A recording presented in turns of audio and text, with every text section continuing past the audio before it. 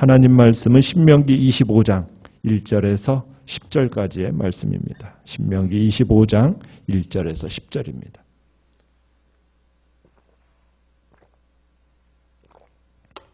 신명기 25장 1절입니다. 사람들 사이에 시비가 생겨 재판을 청하면 재판장은 그들을 재판하여 의인은 의롭다 하고 악인은 정죄할 것이며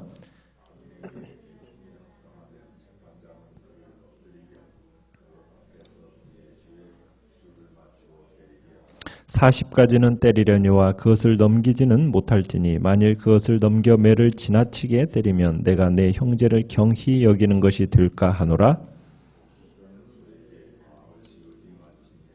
형제들이 함께 사는데 그중 하나가 죽고 아들이 없거든 그 죽은 자의 아내는 나가서 타인에게 시집가지 말 것이요 그의 남편의 형제가 그에게로 들어가서 그를 맞이하여 아내로 삼아 그의 남편의 형제된 의무를 그에게 다 행할 것이요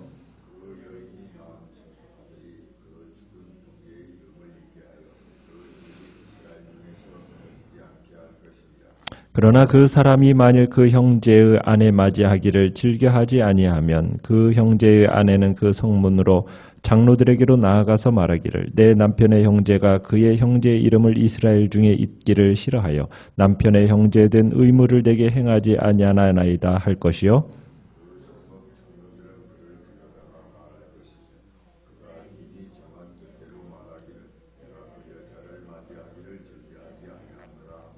그의 형제의 아내가 장로들 앞에서 그에게 나아가서 그의 발에서 신을 벗기고 그의 얼굴에 침을 뱉으며 이르기를 그의 형제의 집을 세우기를 즐겨 아니하는 자에게는 이같이 할 것이라 하고 이스라엘 중에서 그의 이름을 신벗김 받은 자의 집이라 부를 것이니라. 아멘. 오늘 말씀의 제목은 믿음의 계보 이어가기라는 제목으로 말씀을 나눕니다. 이스라엘의 사법제도에는 범죄자들을 감금해두는 감옥이 따로 없었습니다. 그래서 심각한 범죄에 대한 재판은 곧장 사형으로 이어지기가 일쑤였죠. 그러나 사형에 처할 만큼 흉악한 죄는 아니지만 동시에 또 돈으로 해결할 만큼 가벼운 죄도 아닌 경우에는 어떻게 했느냐면 이런 경우에 채찍이나 곤장 등을 사용해서 공개적인 체벌을 했습니다. 체벌이 행정해지기 전에는 먼저 법원은 두 가지를 판단해야 됐는데 먼저 1절에 보면은 첫째 죄질이 공개적인 체벌이 필요할 만큼 나쁜가 그것을 결정해야만 했습니다. 그리고 2절에서는 둘째로 이제 체벌이 필요하다면 몇 대를 때려야 할 것인가 그걸 결정해야 합니다. 자, 그런데 악인을 처벌하는 이 태형은 몇 대까지 제한을 하고 있습니까? 3절에 보시면은 채찍질이나 곤장의 수를 최고 40대로 제한해야 합니다.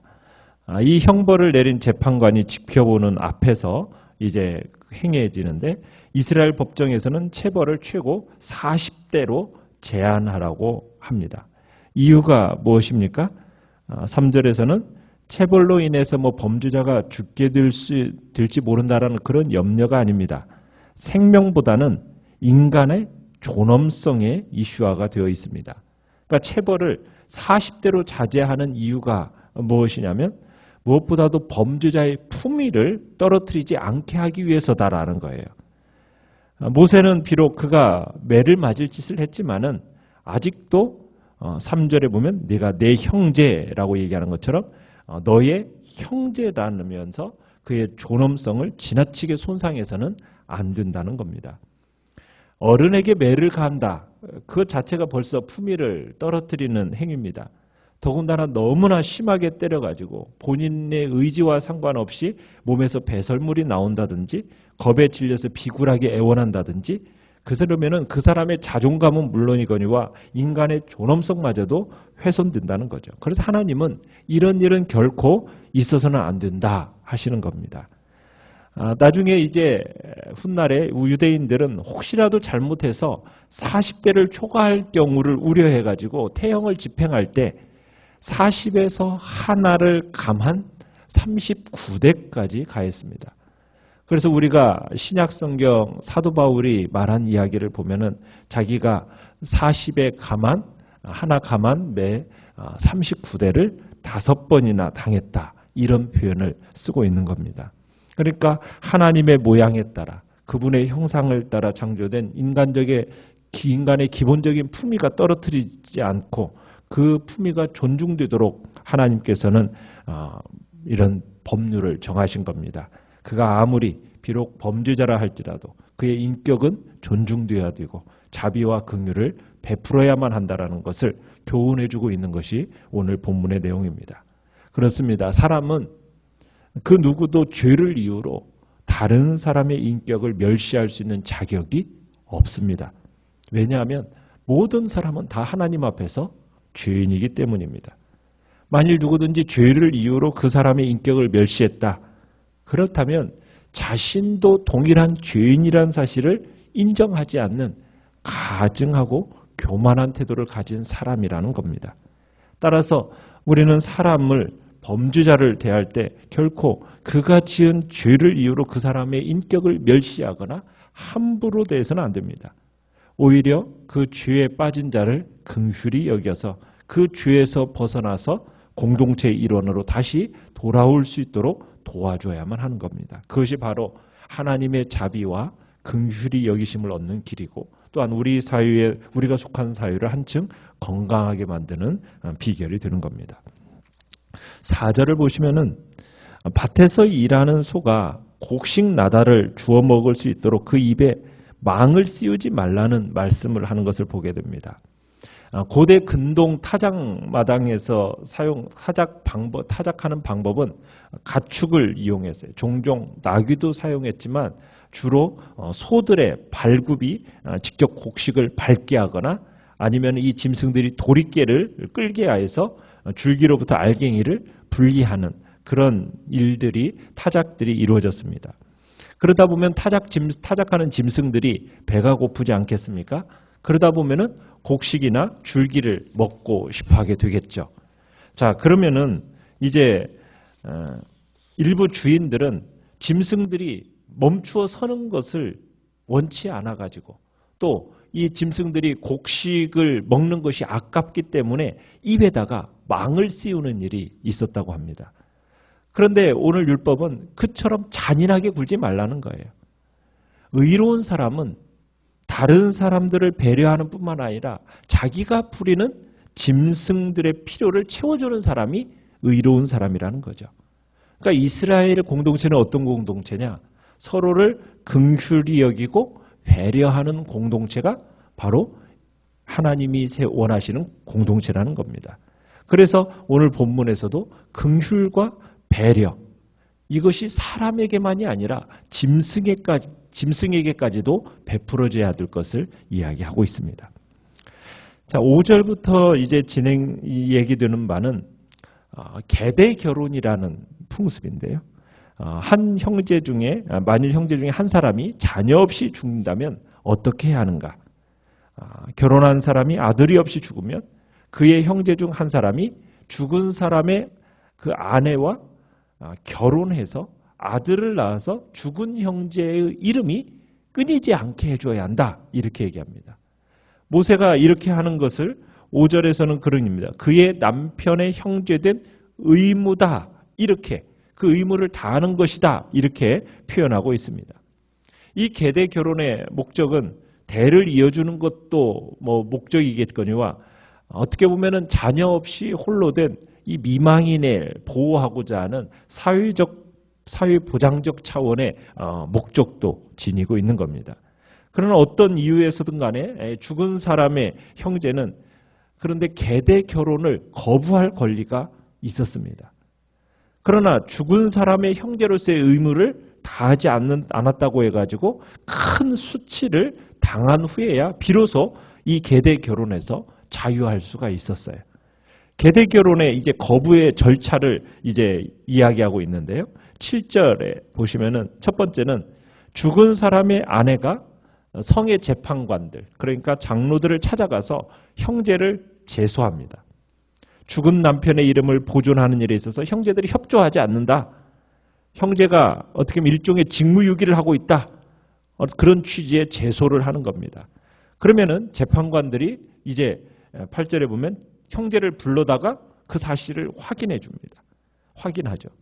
그리고는 세 번째로 만일 여인의 제소가 사실로 드러나면 재판관들은 자신들이 보는 앞에서 여인의 형제의 신발을 벗기고 그 형제의 얼굴에 침을 뱉고 그리고는 뭐라고 얘기합니까? 9절에서 보면 그의 형제의 집을 세우기를 즐겨 아니하는 자에게 이같이 할 것이라 이렇게 외쳐야 합니다. 그리고 10절에 보면 네 번째로 형제의 집은 어떤 집이라고 낙인 찍히게 됩니까? 신벗김을 받은 자의 집이라는 그런 낙인이 찍히게 됩니다. 이스라엘 사회에서는 이 형제의 의무를 다하지 않으면은 조롱과 멸시를 받아야만 했습니다. 그런데 이 형제에 대한 의무, 이것은 육적인 이 이스라엘 사회에서만의 이야기일까? 그건 아니라는 거죠. 영적 이스라엘인 우리 교회 공동체 안에서도 존재되어진다는 겁니다.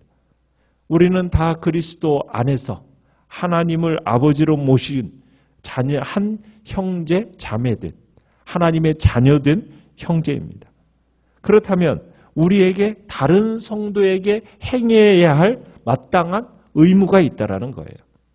그러니까 성도로서 다른 형제에 대한 그런 의무를 이행하지 않는다면 하나님에 의해서 영적인 신발을 벗기우게 되고 그리고는 하나님 앞에서 어떻게 보면 그에 대한 참 책망이 있게 되어진다는 거죠. 믿음의 형제에 대한 우리가 가지는 의무는 무엇이겠습니까? 그것은 어려움에 처한 자가 있으면 어려움에 처한 자가 있는지 돌아보고 살피고 그 형제의 고통을 함께 책임지는 것.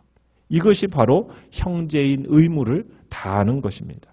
그들이 처한 영육 간의 어려움들을 보살피는 일이 있어야 된다는 겁니다. 그것이 우리가 믿음의 한 형제 자매로서 우리가 이 땅 가운데서 주님의 의무를 형제의 의무를 다하는 일이라는 거죠. 그러면서 여기서 또 이 계대 결혼이 지금 얘기하는 바는 대를 이어가게 하는 겁니다. 대가 끊어진다. 이건 어떤 문화권에서나 매우 불행한 일이죠. 이스라엘 사회에 있어서 그 의미가 더 심했습니다. 대가 끊어진다라는 것은 하나님의 저주같이 여겨졌어요. 왜냐하면 아브라함, 이삭, 그리고 야곱으로 이어져 내려오는 그 하나님의 축복이 단절된다라고 의미해졌기 때문에 그 형제의 대를 대신 이어주는 것은 아름다운 구원의 행위로서 여겨졌던 겁니다. 그런 의미에서 이 형제의 후사를 잇게 해준다는 이 계대 결혼의 풍습은 어떻게 보면 죄로 인해 하나님의 저주의 대상이었고 아무 소망도 없었던 우리를 자신을 희생하심으로 말미암아 죄에서 구원해 주시고 우리가 하나님의 상속자가 하나님의 후사가 되게 하신 이 예수 그리스도의 구속의 사역을 예표한다라고 할 수가 있습니다. 우리는 이 계대 결혼이 이어져간 모습을 우리는 구약 성경에서 몇 가지 볼 수 있죠. 특별히 이제 유다와 다말 사건에서 하나가 있고요. 그 다음에 보아스와 룻의 사건에서 이 계대 결혼이 이용되어지는 것을 우리가 보게 됩니다. 우리가 멸망할 수밖에 없던 그 처지에서 하나님의 상속자가 될 수 있었다. 그것은 형제의 짐을 대신 져주시기를 마다하지 않고 기꺼이 순종하신 그 예수 그리스도의 한량없는 은혜로 말미암아 이루어진 결과입니다. 그렇기 때문에 불행히도 대가 끊길 뻔한 사람에게 계대 결혼의 그 의무를 이행한 형제같이 우리를 구원해 주신 그 주님의 은혜로 우리가 이제 하나님께 붙어서 하나님의 상속자로서 영광스러운 그 자리에 이르게 되었다라는 것은 정말 예수 그리스도의 그 복된 은총이 우리에게 주어졌다는 것에 감사해야 된다는 얘기입니다. 주님께서 참으로 우리를 위하여 참 고난을 보시고 십자가에 달려 죽으셨기 때문에 우리가 이 하나님의 상속자로서의 그 길을 걸어가게 되었다라는 것. 우리는 그것에 대해서 감사하고 주님 앞에 지극히 헌신하는 삶이 우리 안에 나타나야 되는 겁니다. 자, 그리스도를 믿음으로 말미암아 이제는 이 세상에서 하나님 나라의 계승자가 되었습니다. 이제 우리는 주님의 뜻을 받들어서 이제 이 대를 계속 이어가야 하는 일을, 사명을, 어떻게 하면 의무가 우리에게 또한 주어졌습니다. 하나님 나라의 후사가 끊임없이 이어지도록, 번성하도록, 충만토록 그 해야 하는 일이 또 우리에게 주어지게 된 겁니다. 우리는 이 일이 주님 앞에서 거리낌이 없이, 꺼리지 않고 형제의 의무를 이행하는 자로서, 만약 이것을 이행하지 않을 경우에는 하나님 앞에서 신벅기운 자의 집이라는 부끄러움을 당하게 될 거라는 것을 우리들이 생각하고, 그렇게 될 때 얼마나 부끄러운 구원이 되겠습니까? 그러기에 우리에게 참으로 이 복음 전파라는 것은 믿음의 후사로서 우리에게 주어진 지상 최대의 의무요, 또 우리에게 허락하신 복된 기회라는 것을 우리들이 생각하면서 또 우리에게 맡겨주신 영적 후사의 이 대를 이어가는 일에 힘써야 할 것입니다. 오늘도 주님께서 우리에게 주신 영적인 축복을 우리들이 기억하고 이 믿음의 유산을 계속 이어가는 복된 자리에 서겠다고, 그래서 이 믿음의 유산을 나눌 기회를 마련하는 복된 한 날을 또한 주님 앞에서 세워가겠다고 결단하시면서 오늘도 믿음의 역사를 이뤄가는 복된 자리에 있기를 간절히 축원합니다.